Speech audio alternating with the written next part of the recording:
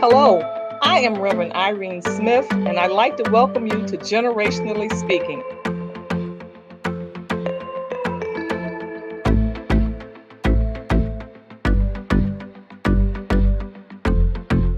Here at the table, we come and we discuss life issues, no matter what they might be. As we sit at the table with each generation, we all learn, we all grow, we all are inspired.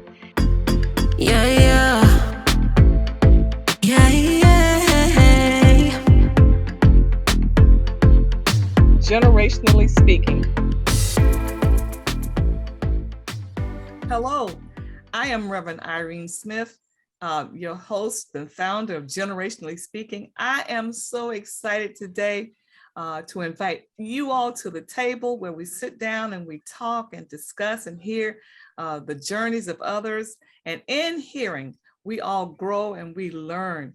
And so today, I know you're looking around and you're saying, where is Pastor Shamika and where is Minister Durham? Well, trust me, they're very close and we will be back together again. But today I have a special guest for you.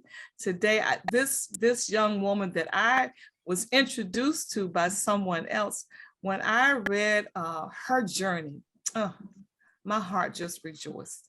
And so I wanted her to come on and to share with you her journey, because in sharing, we can all grow and we can all become so much better. And so when she shares, and I want you to take note that, the traumas of life will come, but it's what you do with it that makes the difference. And she's going to show us and teach us and talk to us about how she handled that thing in such a positive way, and she turned it around. So I'm excited to welcome all the way from San Francisco, California, Dr. Ramona Bishop. Dr. Bishop, let me just say hello and welcome. Thank you so much. I'm so glad to be here today, and I look forward to this conversation. Well, as a way of my audience getting to know you, I'm going to ask that you would share with us your formative years, because I believe that in those formative years that seeds are planted deep within us, and those seeds get watered down through the years. Those seeds receive all kinds of fertilizer that allows what's been planted deep inside of us to bloom and blossom. So tell us about those formative years, and were you raised in the Bay Area? All of that. All right, absolutely. So I was born in San Francisco, California, to a mom who came from Philadelphia and a father who came from Philadelphia. And they moved to California. You know, that California dream that people come looking for. They think they're going to, see stars walking down the streets and all those things. When in fact, when you move to Northern California, it's a little different. And they did quite well. My mother became an executive at a department store called Roos Atkins that some may remember. And my father, an executive for the federal government. And he also was an accountant who did the community's taxes. And so I grew up in an apartment in San Francisco. We moved from two apartments.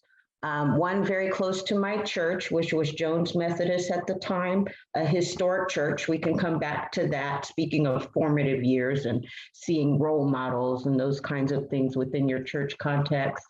We moved to a place called Geneva Towers, which is no longer. It was a huge apartment complex in the Visitation Valley area in San Francisco.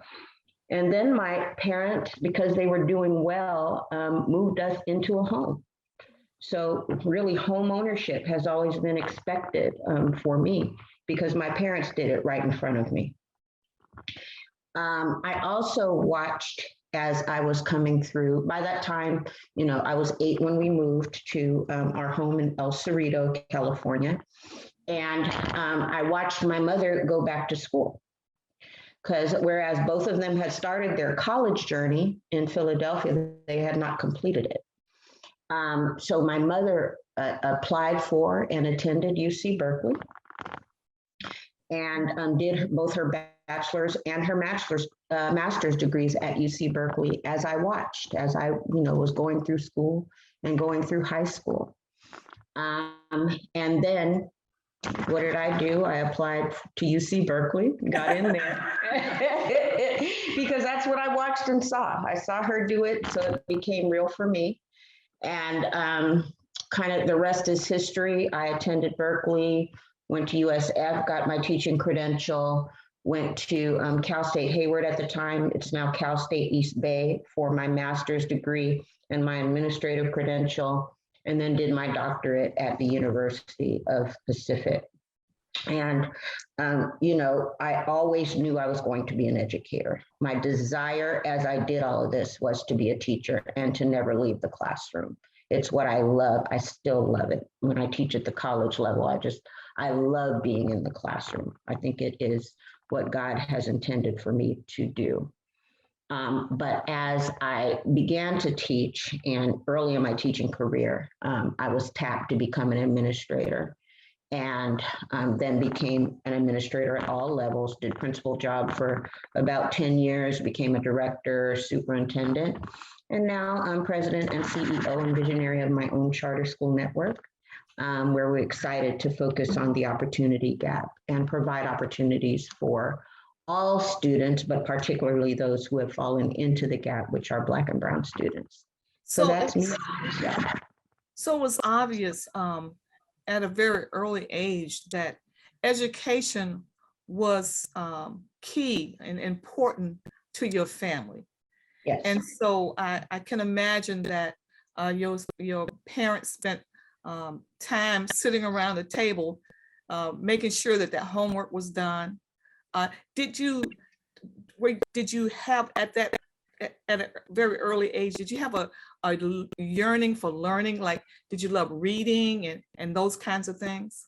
I absolutely did. My sisters are much older than I am, so they love to read. They taught me how to read. They tutored me. They mentored me. Because as I shared, my mom and dad were executives, right? And so their time was not often their own. And when we moved to El Cerrito, it was less so their own.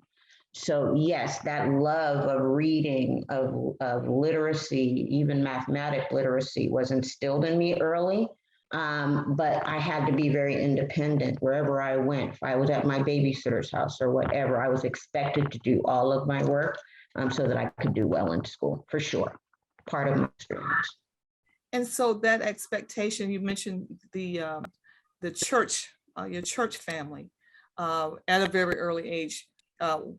Was that a part of your family tradition, attending church service, being active in the church, and having the children active as well? Remember, my family had moved to California, so our church family became our family. My mother is still very connected with a lot of the ladies in the church. And the only reason I don't mention my dad right now is because my dad is no longer living.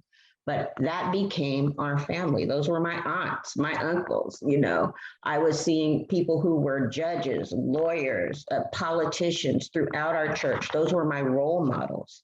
I was expected to be like them. I was expected to have the same work ethic. I didn't really hang around in children's church too much. I liked to be where everything was happening in the main sanctuary, listening and paying attention to what the pastor was saying. Because our church was a United Methodist church, Black United Methodist church in the middle of San Francisco. So there were often, political issues we were talking about, changes that we wanted to make in our community that we were talking about. So all really a part of my experience. And as I look forward to even my expectation of churches today, I pray that they will be like Jones Methodist. Anytime a politician wanted to be elected, they were coming through Jones Methodist Church. Willie Brown, he's one of the biggest politicians in California. He was a institution there in Jones Methodist. We all knew him. We all became a part of one another's walk. And so, that was just a part of what it was in San Francisco. San Francisco, a very large city, but the Black community united through its church and became family and supported one another's journey. I'm so glad you shared that, because like a lot of times when we start to talk about our communities, there are times and instances where we think that segregation only occurred in the South, that people, like you said, they did this migration out west to escape those things, but yet here in this area, you talked about the community of African Americans. And so for some, it might sound strange to know that this segregation that America experienced was everywhere, and that even in San Francisco, you had a Black community where you all had your like all Black communities, that they're Baptist, Methodist. I always say, it's at least three churches in the Black community. And so being raised in that environment, and then hearing the adults talk about how can we confronting the issues that were before you. But as you talked about, I read that in the third grade, you were hand selected to be one of the students to move from a segregated school to be a part of the integration, and that you moved from that environment. So tell us a little bit about that environment that you were in, grades K through second grade, what that was for the students, because I think that it's important historically that we understand what it was to be in a Black school. Yeah, people think that, like you said, that segregation is a thing that we talk about in the South. It's absolutely not. California has landmark cases around the fact that there was basically redlining for schools, right? There were certain schools that you just could not go in if you were a child of color.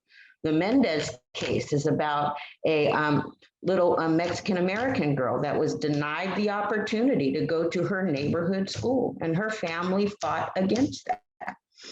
And so, yes, I was one of the young people, the so-called gifted and talented young people that was selected to integrate a school called Commodore Sloat. If you know anything about San Francisco, you know that it is high wealth, high, rich people. And it is, you have issues with homelessness in California, all in San Francisco, all in the same city. And so I was bused from my housing project where we lived just before we purchased our house in Visitation Valley, across town to Commodore Sloat, to where the rich people live, by the water. And that experience, Reverend Smith, that experience at 8 years old, an hour-long bus ride to get to a place, and then to get off the bus with my friends and I, and again, going from a very loving school and church community, there was not a space where I did not experience love. There wasn't one. And to go into that space where the question was, do these individuals really want us here, or are they just following a mandate? Because as young people, what we experienced at 8 years old is being put at a table in the back of the classroom and not being integrated into the daily activities of the young people that we were at school with. We were, thank goodness for the independence that my mother trained me to have, because I continued to learn with a book in the back of the classroom, but was not allowed to participate in the daily activities like the young people that lived by Commodore Sloat Elementary. And so it was that experience that's when I decided I was actually going to be a teacher in that classroom at 8 years old. And I was going to be the kind of teacher that made sure that all of the students, no matter what their background, their zip code, their language that they speak in their home, all students would be my students. And I would take them under my wing and educate them with the same amount of vigor that I would if they were my own children. And that has been really, that was really a deciding point for me as Ramona E. Robinson Bishop, the educator. I didn't know I would be who I am now, but it was really a decision point. 8 years old, I decided I'd be a teacher. So at 8 years old, how do you begin to function and understand and move forward, knowing that you're being treated differently? I mean, were there days when you just you wonder, why am I here? Do I have to come back tomorrow? That's an excellent question. You know, it's God is so great, and His timing is perfect. And so, in the middle of that school year, yes, you know, every day I go home and go, Mom, do I really have to get on that bus and leave the school that loves me to go to this other place?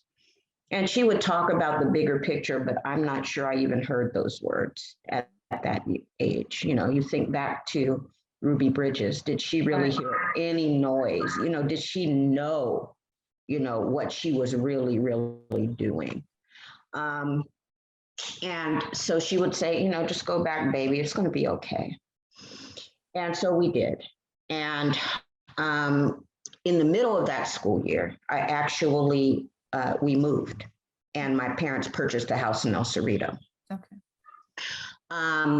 Was it much different in El Cerrito? Not really. El Cerrito is a high wealth area as well.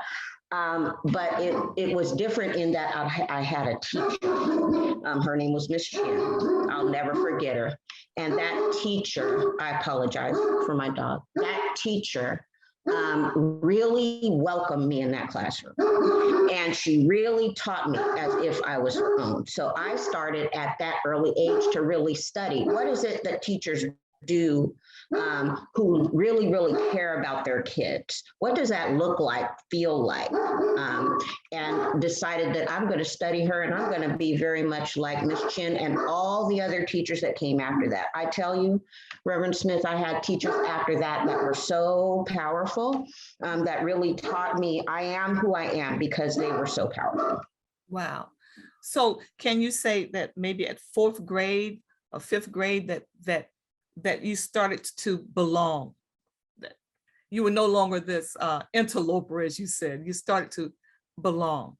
I never felt like I was less than. Right. Maybe I was looked down upon, but I felt like that was a them problem, not a me problem. I talked about my mother. My mother has 4 sisters and a brother. They grew up, my mother's mother never finished school. She, I think, had a 3rd grade education. My mother's father was a porter on the railroad, and all of them went to college.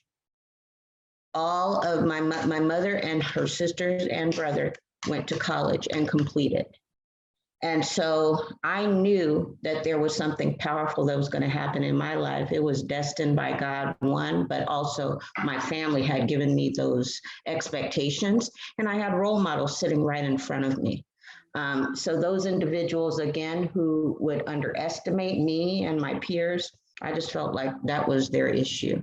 And then I used those great role models, those teachers, those administrators, and I looked at what they were doing. And when it became my time, I feel like I did an okay job of being a teacher. I'm still connected with a lot of my students, and I just love the profession. So when you look back now over your life and you see that little girl, and you watch your matriculation, what was it that kept that fuel in your belly so that you didn't lose sight of, I want to be this educator? Because, you know, when you go to high school, you know, that's a whole nother world of friends and activities. And then, you know, going away from home and in college, and, you know, connecting with all kinds of folk and it being all kinds of experiences. But what was the fire in Dr. Bishop's belly that kept you focused? I think it was certainly, you know, a vision for my life that I think was given to me very early. I think it was a community where I was seeing success on a daily basis. I was surrounded by success, and I looked toward those individuals who were doing great things. And it was just this relentless idea that I am supposed to do something with my life. I'm supposed to use my life to change other people's lives. Use my life to improve the lives of young people who are underestimated like I was. Use my life to be a role model even for those that I don't even know. And so I think it was just that relentless idea that our children deserve something more. They deserve to be honored, affirmed, and certainly educated at the highest levels. So as a young educator starting off, you come into the school system and you can thrive or you can be soured by what you see. What kept Dr. Bishop, this young educator now, what kept you, what kept you moving forward? Did you still have that mental map inside of you that I know that I'm on the right path? I really did. And frankly, it wasn't, yes, it was internal, but there were always people in my life. I remember my first principal, Dr. John F. Cook. He still is a fighter in Oakland Unified today, even though he is retired. And I used to watch him and some of the things he would do, and I'd go, "Did he just do that? Like, can you do that?" But he was a real advocate for students. And so there are so many people along the way that I just watched, and I got my energy through their energy, through their power, through their unapologetic focus on the goal, and the goal being all students having what they need to be successful. And so, I could name them all. It would take me all day, Reverend Smith, to really name all of the people that I watched. But it was also really a focus on the data. When you look at California's data and you see that 60% of our students are not reading at grade level, but for sure that they can and they have the ability to, and you can influence that, then that keeps you going. When that, you've seen students come back to you and say, if it weren't for you, I wouldn't have, gone to college, become a musician, all of those things that we encourage them to do very young, that continues to motivate and inspire me.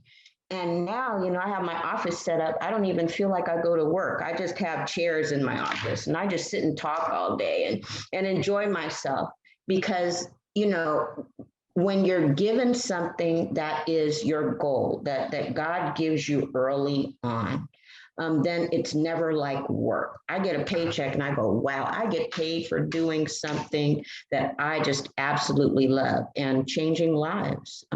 And so again, that motivation comes internally, but I'm also motivated and inspired by the people around me that have an unapologetic focus as well. And certainly by the parents and students themselves, right?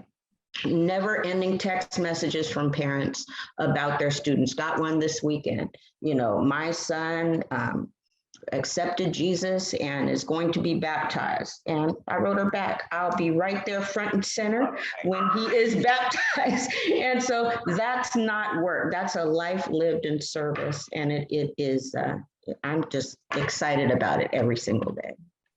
And so, remembering that your first day walking into the classroom, that first position as a young teacher, and then navigating, watching God really just move in your life, how he gave you favor and he elevated you. You rose to the top. You went from teacher to principal, assistant principal, and principal. I mean, sometimes when they get to principal, it's like, okay, that's good for me. Okay, that's good for me. But then you went to assistant superintendent. Okay, that's good for me. Then you went to superintendent.